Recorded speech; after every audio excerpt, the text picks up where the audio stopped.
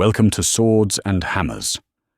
Truth comes clothed in tales, and the soul remembers what the mind alone forgets.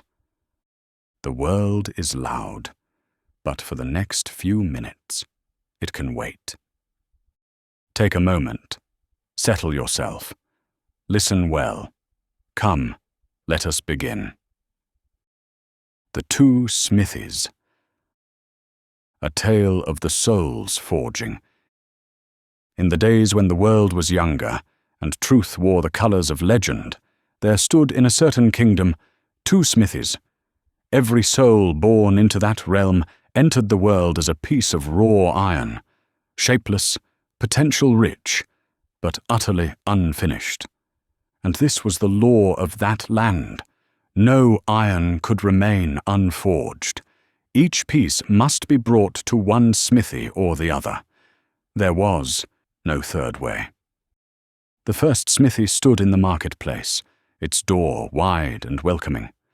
Above the entrance hung a sign, "The Forge of Self-Glory." A great crowd pressed always at its threshold, for the master of this forge made an attractive promise. "Bring me your iron," he called, "and I will fashion you into a crown. You shall be your own king, the center of your own kingdom."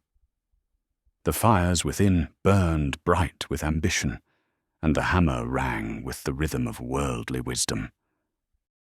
The second smithy stood alone on a quiet hill outside the city walls. Its sign read simply, "The King's Forge." Few found the narrow path that led there, and fewer still were willing to enter, for the master of this forge made a strange and costly promise. "Bring me your iron, and I will make you into a sword, but not for your own hand. You will be tempered for another's grip, sharpened for another's purpose, wielded in battles not of your own choosing."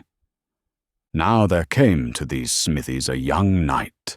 Let us call him Every Soul, for his story is the story of us all. He had reached the age when choice could no longer be delayed, when the raw iron of his life demanded shaping. And being a soul of some intelligence, he resolved to visit both forges before deciding where to lay down his life's metal. The Forge of Self-Glory, a diagnosis in 3 heats. Every soul came first to the crowded smithy in the marketplace. The master smith, a fellow of impressive bearing and confident speech, greeted him warmly. "Welcome. You've come to the right place. See how many have chosen my forge? This alone should tell you which path leads to happiness." "Show me your method," said Every Soul. "How do you shape the iron?" "Watch," said the smith, and he brought forth a piece of raw metal. "First, we heat it in the Council of Autonomy." He thrust the iron into flames fueled by 1,000 voices, philosophers promising freedom, advertisers hawking pleasure, cultural prophets preaching self-actualization. The iron glowed red. "You see, we soften the metal with the doctrine of self-sovereignty. You are the center. You are enough. You need no king, but yourself." Every soul watched, fascinated. It seemed so reasonable. But something troubled him. "Master Smith, I have felt within myself hungers that this world cannot feed. Longings that—" "Neurological illusions," the smith interrupted cheerfully. "Evolutionary accidents. Ignore them. Now, observe the second stage." He laid the glowing iron on his anvil. "We hammer it into the path of conformity. Each blow teaches the soul to stand where others stand, to want what others want, to bend toward social approval and away from inconvenient truths." The hammer fell rhythmically. With each strike, the iron twisted and bent. It began to take a shape, but not the crown the smith had promised. It looked more like a crowbar, a tool for prying open the world's treasures. "And the final stage?" asked Every Soul. "Ah, the quenching, The smith's eyes gleamed. "Watch carefully." He lifted the misshapen, glowing metal with tongs and plunged it into a bucket of cold, murky water. The iron hissed violently. "This is the bath of scorn and cynicism. It hardens the metal rapidly, gives it a fierce strength. The soul learns to mock any alternative, to dismiss the very possibility of transcendence. This defensive hardness is essential, for if one were to question the path after walking it so far, the existential cost would be unbearable." He lifted the finished piece from the water. It looked formidable. Hard, dark, unyielding. There, a finished product. Strong, is it not? Every soul reached out to touch it, but pulled back. "Master Smith, forgive me, but this does not look like a crown, and there is something brittle about it, as if one true blow might shatter it entirely." The smith's face darkened. "You are young and understand nothing. Take it or leave it. Most choose my forge." Every soul left the piece on the anvil and turned away. As he walked toward the door, he heard behind him the sound of brittle metal cracking. The smith was already heating another piece of iron, calling to the next customer. The broken pieces were swept into a pile in the corner, a heap of shattered souls, each one having promised itself a crown and received instead a fragile, useless thing. The King's Forge, the anatomy of integration. The path to the second smithy was steep and narrow. Every soul arrived at dusk, when the light lay golden on the hill. The King's Forge stood with its door open, and from within came not the roar of voices, but the sound of a single hammer, striking with perfect rhythm against anvil. The master smith who met him was unlike any craftsman every soul had ever seen. His hands bore the scars of his trade, but his eyes held a depth that seemed to contain both infinite sorrow and infinite joy. "Welcome," he said quietly. "You've come to have your life forged." "I've come to see your method," said every soul, still cautious. "The other forge promised me a crown, and would have given you a crowbar and called it one," said the master smith, with the hint of a sad smile. "I promise you nothing but truth. I will make you into a sword, not for your hand, but for the king's." "Show me." It was then that the master smith took up a piece of raw iron much like every soul himself. The first stage is the fire of delight. This is no ordinary flame. He opened the furnace door, and every soul was struck by the quality of the light within. It was not the chaotic red of the marketplace forge, but a white gold radiance that seemed almost alive. This fire is fueled by love for the king himself, for his character, his beauty, his glory. To delight in him is to have one's heart melted, softened, made ready for transformation. "But how does one come to such delight?" asked every soul. "It seems impossible." "It is impossible," said the master smith, "for the iron to heat itself. That is why I must place it in the fire. Delight is a gift, not an achievement. The iron must simply consent to be placed where the heat can reach it." He laid the iron in the flames, and every soul watched it begin to glow. Not red, but with that same golden white light.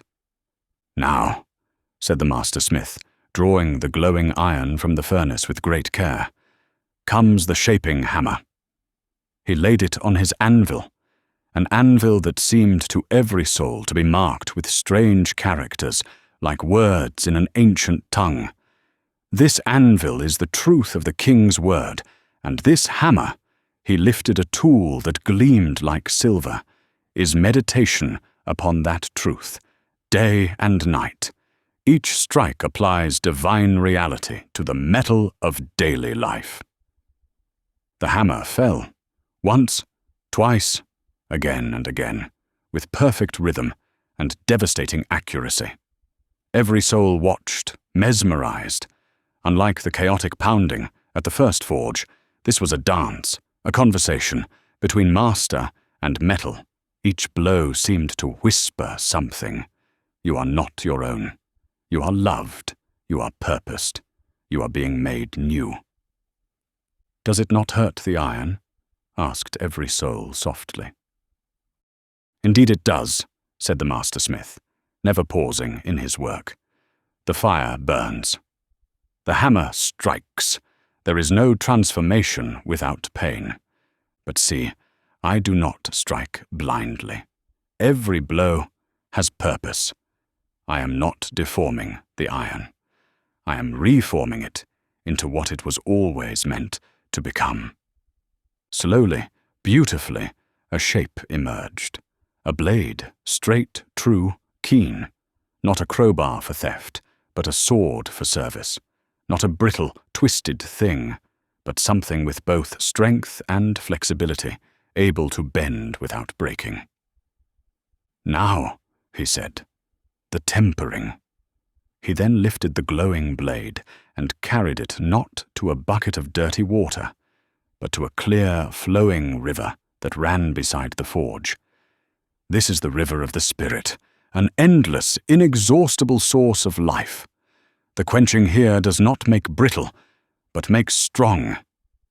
It sets the character permanently. The blade entered the water with a long, singing hiss, not a scream of violence, but a note of completion. When the master smith lifted it again, it gleamed in the dying light. The blade caught the sun and threw it back in a flash of glory. It is finished, said the master smith. He handed the sword to every soul. Hold it. Every soul took the blade. It was perfectly balanced, alive in his hand. But master, you said this was not for my hand. This one is not, but you will be such a blade, made not for your own glory, but to be placed in the king's hand. And here is the great paradox that the other forge can never understand. Only when you cease trying to be your own king do you become truly royal. Only when you become a sword in another's hand do you discover your true edge, your real purpose, the reason you were iron in the first place. The choice and the planted tree. Which forge will you choose? Asked the master smith. Every soul stood in silence, feeling the weight of the finished blade. Then he looked up. Master, I have one more question. What becomes of the sword once it is forged? Does it rust? Does it break? The master smith smiled, and it was a smile of such warmth that every soul felt something shift within his chest, like the first melting of frozen ground in spring. Come, follow me, said the master. Let me show you. He then led every soul behind the forge to a garden that every soul had not seen before. There, beside a river, whose water sparkled in the twilight, grew trees, tall, ancient, and magnificent. Their leaves a luminous green, even in the fading light, and their branches bent heavy with fruit. These were swords once, said the master smith quietly, forged in my fire, shaped by my hammer, tempered in the river. And when their work was done, when they had served faithfully in the king's hand through all the battles appointed to them, they were planted here by the river, and here they stand, bringing forth fruit in every season. Their leaves do not wither, even in winter, and whatever they do prospers, for they have found their final rest in the place they were always meant to be. Every soul stared at the trees, and something within him broke, but it was not the brittle breaking of the first forge. It was the breaking of a dam, the release of a river long held back. "Master," he said, and his voice was rough with emotion, "I am raw iron. I am shapeless and purposeless. I have been afraid of your fire and your hammer, but I am more afraid of becoming brittle chaff, blown away by the first wind of reality. I choose your forge. I choose the king." The master smith, radiating a warmth felt deep within every soul's heart, gently laid a scarred hand on every soul's shoulder. "Blessed are you, for you have chosen not the appearance of strength, but the substance of it, not the promise of a crown, but the reality of a purpose. Come, lay yourself on my anvil. Trust my fire. Accept my hammer. For I tell you truly, only what is forged in love can endure forever, and only what is shaped by truth can bear the weight of eternity."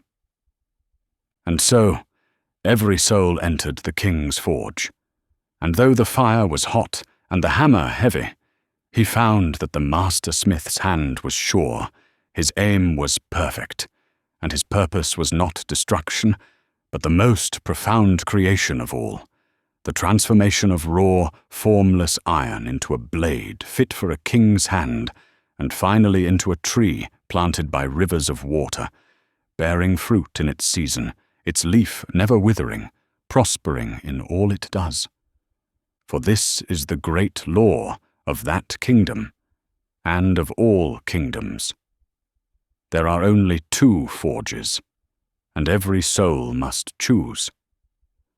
Will you be hammered into brittle hardness by the world's flawed wisdom, destined for the scrap heap? Or will you consent to the forge of love, where the fire is hot but holy, and where the hammer falls heavy but true, where you will be remade, at cost, yes, but into something of eternal strength, purpose, and beauty? The choice is before you now, as it was before every soul. The two smithies stand ready, and the raw iron of your life awaits its shaping. Selah.